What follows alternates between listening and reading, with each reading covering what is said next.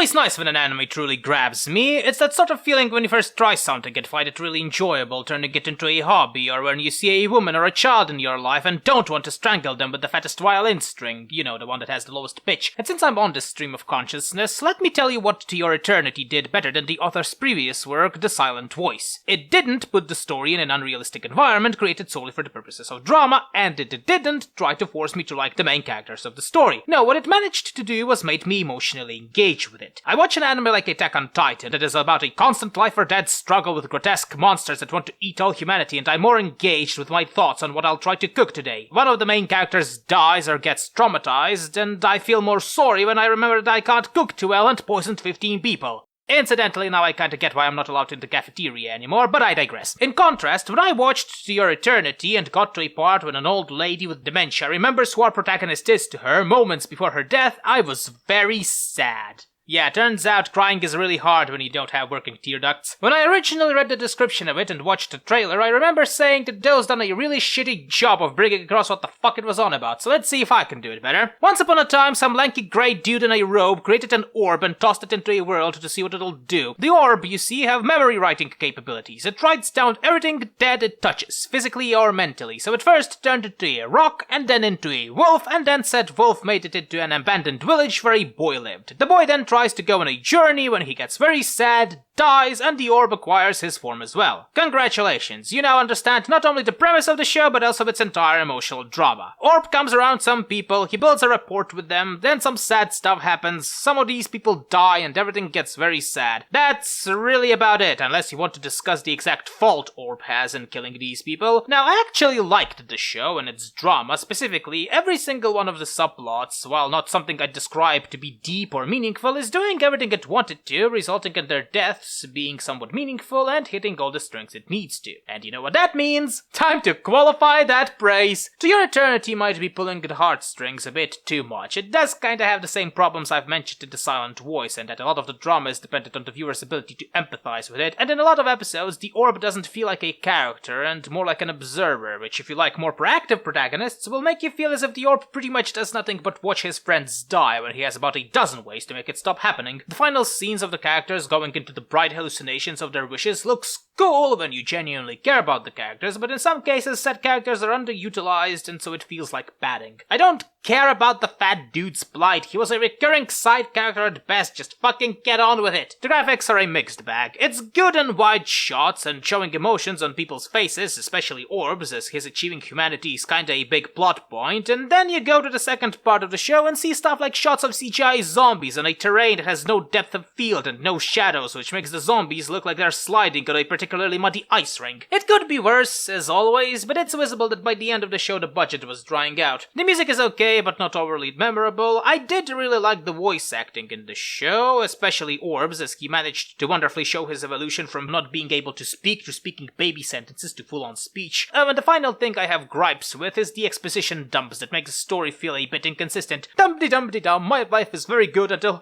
there's a thing! I don't know what that thing is! Quickly, the black lanky looking motherfucker, tell me in excruciating detail what the fuck is this all about? Nevertheless, I recommend To Your Eternity. In this horrible world of cyberpunk without the cool stuff, anything that makes me feel something is worth celebrating. This is why I constantly cut myself.